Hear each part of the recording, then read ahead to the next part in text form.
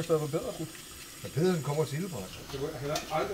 Hvad helvede, Findus, har du lavet flæsk hjemmefra? Ja, ellers bliver vi jo ikke færdige. På vores hold synes vi har et kanon godt fællesskab og sammenhold. Vi mødes jo blandt andet om onsdagen, når vi har vagt og laver mad.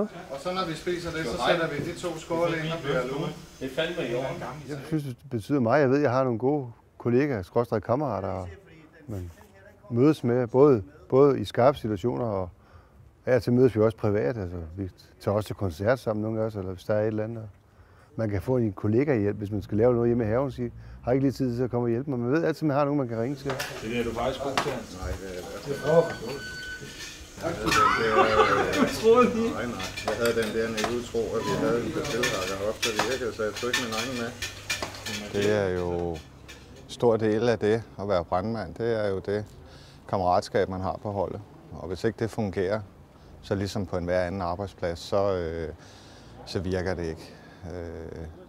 Så at være brandmand, der er det, man laver, og kammeratskabet 3/4 af det hele. Det er jo ikke for lønnens skyld, men simpelthen fordi, at man er med til at gøre en forskel, og man så har det godt socialt sammen.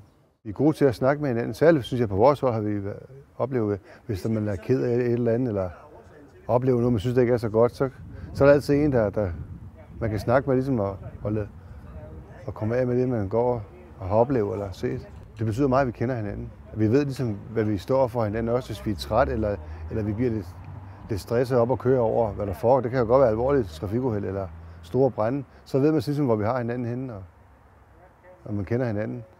Det er meget værd.